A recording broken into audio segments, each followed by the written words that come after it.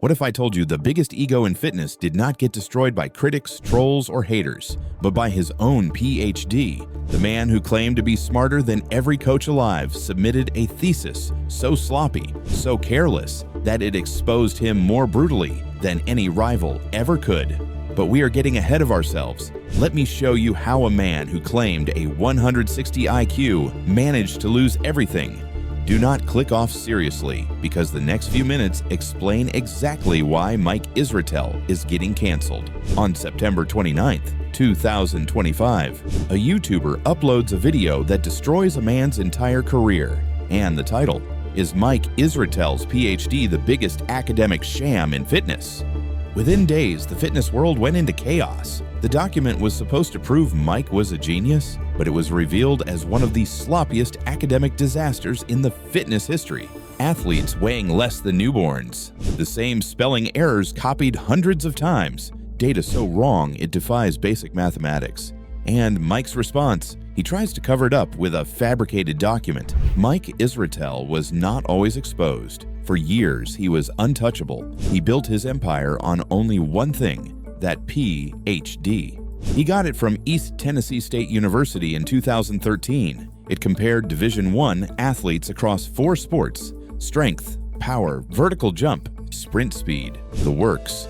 That doctorate opened every door. Mike became a professor. He launched Renaissance Periodization. His YouTube channel exploded to 3.8 million subscribers. See, credentialed voices in fitness were rare back then. Most influencers were just jacked guys with opinions. But Mike had the research. He had the degree. He spoke with authority that felt bulletproof. He did not just share information either, but he critiqued legends. He broke down Ronnie Coleman's training like an 8-time Mr. Olympia needed lessons. That confidence, just that confidence, made him tens of millions. And Mike loved reminding everyone how smart he was. I'm both on a raw IQ scale smarter than almost every coach. Maybe every coach, he said on a podcast. My IQ is above 160.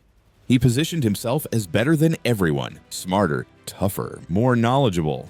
In every category of human behavior, I'm just better than you, he declared. For years, nobody questioned it. The PhD was his shield, his proof, his entire brand, until the day someone actually read it. Solomon Nelson did not set out to destroy Mike Israetel. He just wanted to fact-check the genius.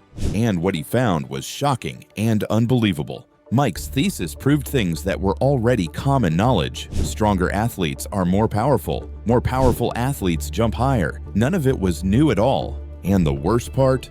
Mike knew it. His own thesis cited studies that had already proven the exact same findings. But wait, that was just the beginning. The errors were everywhere. Mike presented impossible data. He made careless mistakes in almost every table. One table claimed athletes had a standard deviation of 71.8 kilograms. That would mean some athletes weighed 2.1 kilograms, the weight of a newborn. It was less than a thesis and more like statistical absurdity. Mike made this exact error in 3 separate tables. He had simply copied and pasted the wrong numbers. Then there were the spelling errors. Not 1, not 2, not 3, but dozens of them. He misspelled vertical as vetricle.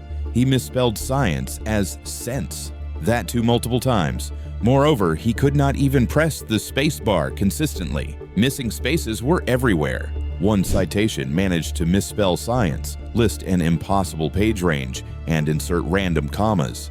And that same citation appeared uncorrected on pages 52, 78, and 109. Mike had copy-pasted entire sections without proofreading. In some places, he even pasted the same passage twice in a row. His supervisor missed it. His examination committee missed it. Nobody could caught it. The man with the 160 IQ could not get through a simple spell check. Solomon's video went live, and it was far from over. The fitness world exploded. But Mike's first move? He restricted access to his thesis. Now only East Tennessee State alumni could view it. He was trying to hide the evidence. And then came the excuse. Mike claimed Solomon reviewed the wrong draft. Not the final version, but Mike did not address it on his own channel though. Red flag. Instead, he went to his friend Dr. Milo Wolf's channel. The video was titled Dr. Mike Responds: The Truth About His PhD. Milo defended Mike. He said Solomon had reviewed an earlier draft. Mike had sent Milo the final version, supposedly free of all errors. The video included an interview where Mike took some responsibility. Solomon was looking at an accidentally uploaded incorrect rough draft, Mike said. Most of his critiques are just non-starters because the final draft doesn't have most of those problems. Milo ended by attacking Solomon's credibility. He pointed out Solomon had made over 10 videos about Mike, suggested he was motivated by views and money. Nobody bought it. People started digging. The paper Milo presented as the final version was dated March 2013. Solomon's version was dated August 2013. Someone caught an edit made by East Tennessee State on October 3, 2025, days after Solomon's video dropped. And then came the smoking gun. Let's get back to the Google Doc in Milo's video. It was not owned by Mike or Milo, but the owner was listed as a digital marketing agency email. They got caught fabricating evidence. The comments exploded. Mike and Milo tried damage control. They downplayed the PhD's importance. The PhD isn't proof of your superiority, Mike said. It's a mediocre step one. Crazy, this is the same PhD he'd bragged about for years. Mike tried to laugh it off, made jokes about Stephen Hawking and Epstein's Island, deflected with absurd tangents. The backlash forced him to backtrack. He finally admitted Solomon had reviewed the correct document after all, but he downplayed everything as clerical errors. Just a misplaced negative sign, just a table pasting mistake, but the comments did not buy it. Mike avoided financial ruin. His channel did not collapse, but it actually gained subscribers. His strategy of keeping the controversy off his main channel worked, because most of his audience never saw it. But what about his reputation?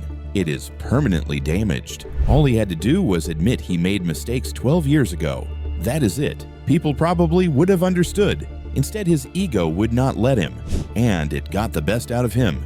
He tried to gaslight millions with a fake document. He threw his friend under the bus when the lie collapsed. He refused to own the full extent of his incompetence, and now those mistakes will follow him forever. Every time Mike makes a claim about exercise science, someone ends up bringing up his PhD. Every time he brags about his intelligence, someone reminds him his thesis could not pass an ordinary spell check. Every time he positions himself as an authority, someone asks if he has figured out the use of spacebar yet. The man who claimed a 160 IQ submitted a thesis with athletes weighing less than newborns. The man who said he was better than everyone could not even format a citation correctly. The man who called Greg Doucette a two-faced lying sociopath tried to lie to millions with a Google Doc owned by a marketing agency. Mike Israetel's legacy is no longer his fitness knowledge or YouTube success. It's this: the genius was a fraud, and his ego made sure everyone would remember. It is the downfall of a man who climbed high, built an empire on wrong principles and data, and then watched the cracks in his own data pull him back down. The question left is, how much deeper will they run? With his reputation hanging by a thread, will Mike rebuild, or will this thread finally snap? And maybe the scariest question of all, is this really the end of Mike Israetel's reign, or just the beginning of his unraveling? If this story taught you anything, hit that like button, subscribe for more exposés, and remember, credentials mean nothing if you cannot back them up. See you in the next one.